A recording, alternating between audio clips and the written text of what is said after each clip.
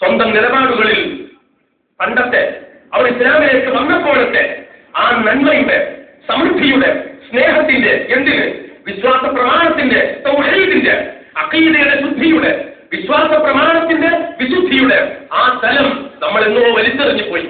നമ്മൾ ഈ മഹാഭൂരിപക്ഷം വരുന്ന മുസ്ലിം സമുദായത്തിന്റെ ഒരോരം ചേർന്ന്, ഭാഗം ചേർന്ന് പോകുന്ന ഒരു കൂട്ടം സഹോദരങ്ങൾ, സഹോദരിമാർ മാത്രമാണ്. അതുകൊണ്ട് നമുക്കുണ്ടായിരുന്ന, നാം അനുഭവിച്ചു പോന്നിരുന്ന എല്ലാ സന്തോഷങ്ങളും, എല്ലാ ഐശ്വര്യങ്ങളും, എല്ലാ സമൃദ്ധിയും, അള്ളാഹുവിന്റെ പിൻബലവും നമുക്കിന്ന് നഷ്ടം വന്നു പോയിരിക്കുന്നു. ഈ ലോകത്ത് അരാജകത്വം, കുഴപ്പം എല്ലാം വന്നത് സൂറത്തുൽ അൻഫാൽ 8-ാമത്തെ അധ്യായം 53-ാമത്തെ സൂക്തം വിളംബരം ചെയ്യും പോലെ അവർ സ്വന്തം നിലപാടുകളിൽ പിൽക്കാലത്ത് മാറ്റം വരുത്തിയതിന്റെ പേരിൽ അവരിൽ നിന്ന് അനുഗ്രഹങ്ങൾ പിൻവലിക്കപ്പെടുകയാണ് ഉണ്ടായത് എന്ന് ഖുർആൻ പറഞ്ഞു. പ്രിയപ്പെട്ടവരെ, ഈ പ്രപഞ്ചം ഉണ്ടല്ലോ, ഞാൻ നിങ്ങൾ ജീവിക്കുന്ന ഈ പ്രപഞ്ചം, ഈ ഭൂമിയും ആകാശവും, ഈ സൂര്യനും ചന്ദ്രനും നക്ഷത്ര കോടികളും, നമ്മുടെ കൺമുമ്പിൽ തെളിയുന്നതും തെളിയാത്തതുമായ, നമ്മുടെ ബുദ്ധിക്ക് വഴങ്ങുന്നതും വഴങ്ങാത്തതുമായ വർദ്ധിച്ച തോതിലുള്ള ഈ നക്ഷത്ര പ്രപഞ്ചം, ഇതെല്ലാം, ഈ ഗാലക്സിയും അതുപോലെ നിരവധി ഗാലക്സികളും, ഇതെല്ലാം മുസ്ലിമാണ്.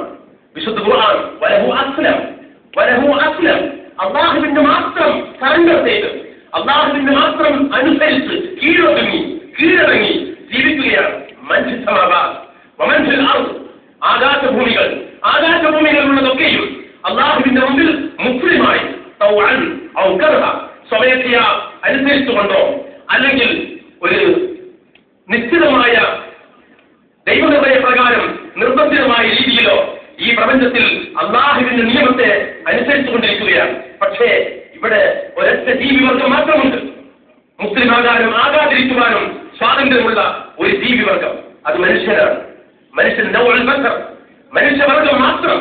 വേറെ ഒരു വിഭാഗത്തിലും മുസ്ലിം ആകാതിരിക്കുക വയ്യ.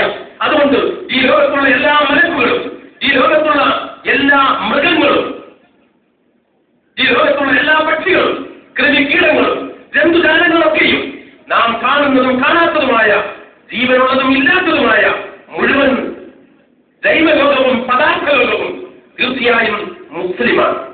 യാതൊരു സംശയവുമില്ല. എല്ലാവരും മുസ്ലിങ്ങളാണ്. എല്ലാ ജീവിവർഗവും മുസ്ലിമാണ്. മനുഷ്യന് അവന്റെ പ്രകൃതിയിൽ, അവന്റെ സ്വത്വത്തിൽ തന്നെ ചെറിയ ഒരു വ്യത്യാസം അല്ലാഹു നൽകിയിട്ടുണ്ട്. സ്വീകരിക്കാനും നിരാകരിക്കാനുമുള്ള അവകാശം, സ്വീകരിക്കാനും നിരാകരിക്കുവാനുമുള്ള സ്വാതന്ത്ര്യം, അതാണ് മനുഷ്യന്റെ ഏറ്റവും സവിശേഷത, ഏറ്റവും വലിയ പ്രത്യേകത എന്ന് ഖുർആൻ ചൂണ്ടിക്കാണിക്കുന്നുണ്ട്. അതേസമയം മനുഷ്യന്റെ ഈ സ്വാതന്ത്ര്യം അവൻ ഏതെങ്കിലും നിലയ്ക്ക് നൽകപ്പെട്ട ബുദ്ധി യഥോചിതം ഉപയോഗിച്ചും വിനിയോഗിച്ചും ചിന്തിക്കുന്ന പക്ഷം അവന് മനസ്സിലാകും, തീർച്ചയായും എന്റെ ജന്മവും എനിക്ക് നൽകപ്പെട്ട ഈ വളരെ ശുഷ്കമായ ജീവിതവും ഇത് വെറുതെ നൽകപ്പെട്ടതായിരിക്കാൻ തരമില്ലെന്നും ചിന്തിക്കാൻ മടിച്ചും അറച്ചും നിൽക്കുന്ന ഏത് മനുഷ്യന്റെയും ചെറിയ ഖുർആൻ ചൂണ്ടിക്കാണിക്കുന്നുണ്ട്. ഒരു ഭാഗത്ത് ഖുർആൻ പറഞ്ഞു, الذين يتكبرون في الأرض بغير الحق وإن يروا كل آية لا يؤمنوا بها وإن يروا سبيل الرشد لا يتخذوه سبيلا وإن يروا سبيل الغي يتخذوه سبيلا. നാം നമ്മുടെ ദൃഷ്ടാന്തങ്ങളിൽ നിന്ന്, സുവിക്തമായ സൂക്തങ്ങളുടെ ആദർശലോകത്തിൽ നിന്ന് നാം തന്നെ പിന്തിരിപ്പിക്കും, നാം തന്നെ പിറകോട്ട് വലിക്കും. الذين يتكبرون في الأرض بغير الحق, യാതൊരു അർഹതയുമില്ലാതെ ഈ ഭൂമികത്ത് അഹങ്കാരത്തോടെ വർദ്ധിക്കുന്ന മുഴുവൻ മനുഷ്യരെയും നമ്മുടെ സൂക്തങ്ങളിൽ നിന്ന് നാം പിറകോട്ട് വലിക്കും. അവർക്ക് ഏത് ആയത്ത് കണ്ടാൽ എന്താ അത് വിശ്വസിക്കാൻ മനസ്സ് വരുന്നില്ല. നല്ലത് കാണുമ്പോഴൊന്നും അത് സ്വീകരിക്കാൻ തോന്നുന്നില്ല. ചീത്ത കാണുമ്പോഴാകട്ടെ അത് സ്വീകരിക്കാൻ, അത് മുൽകാൻ അവരുടെ മനസ്സ് എന്തുമാത്രം വെമ്പലാണ് കൊള്ളുന്നത് എന്ന് ഖുർആൻ പറയുന്നു. അതേസമയം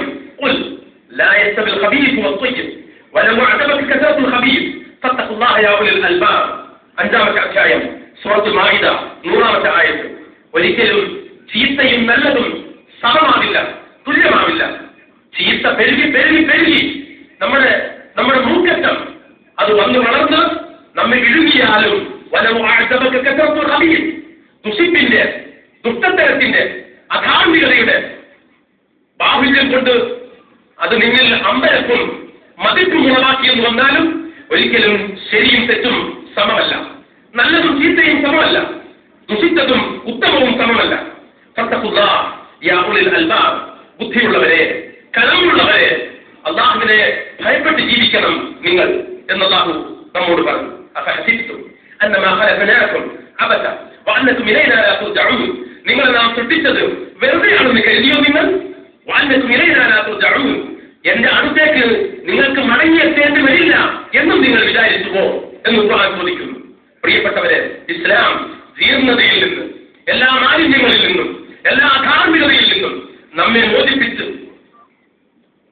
ജീർണതയല്ലാത്ത ധർമ്മചിന്തകളാൽ പരിഹസിക്കുന്ന, എപ്പോഴും നന്മ മാത്രം പൂത്തുവിളയുന്ന ഒരു ലോകത്തേക്ക് നമ്മെ കൊണ്ടെത്തിക്കുവാനാണ് അല്ലാഹു ഇസ്ലാം എന്ന ഈ മതത്തെ വിശുദ്ധ ഖുർആനിലൂടെയും പ്രവാചകന്റെ സുന്നത്തിലൂടെയും കോരിയൊഴിച്ച് നമ്മുടെ വായിലും മനസ്സിലും നമ്മുടെ കണ്ണിലും കാതിലും നമ്മുടെ ഹൃദയാന്തരാളങ്ങളിലും കോരിയൊഴിച്ച് തന്നിട്ടുള്ളത്. ഇത് സത്യത്തിന്റെ സന്ദേശമാണ്. അതുകൊണ്ട് വമൻ യുഅ്മിൻ ബില്ലാഹ് യഹ്ദി ഖൽബ, ആര് അല്ലാഹുവിൽ വിശ്വസിക്കുന്നുവോ അല്ലാഹു അവനെ നിർമാർഗത്തിലാക്കുക തന്നെ ചെയ്യും. സൂറത്ത് തഗാബുൻ 11. വിശ്വാസം തീർച്ചയായും ശരിയായ സത്യമായ വിശ്വാസം യഥാർത്ഥമായ മാറ്റത്തിന് മനുഷ്യന് വഴിവെക്കും, കാരണമാകും എന്ന് ഈ ആയത്ത് സൂചിപ്പിക്കുന്നുവല്ലോ. അല്ലാഹു വലിയുല്ലദീന ആമനൂ യുഖ്രിജുഹും മിനൽ ദുൽമാത്തി ഇലൻ നൂർ, സൂറത്തുൽ ബഖറ 2-ാമത്തെ അധ്യായം 257. അല്ലാഹു വലിയുല്ലദീന ആമനൂ, അല്ലാഹുവാണ് സത്യവിശ്വാസികളുടെ സാക്ഷാൽ രക്ഷാധികാരി. യുഖ്രിജുഹും മിനൽ ദുൽമാത്തി ഇലൻ നൂർ, എല്ലാ അന്ധകാരങ്ങളിൽ നിന്നും വെളിച്ചത്തിലേക്ക് ഈ ലോകത്ത്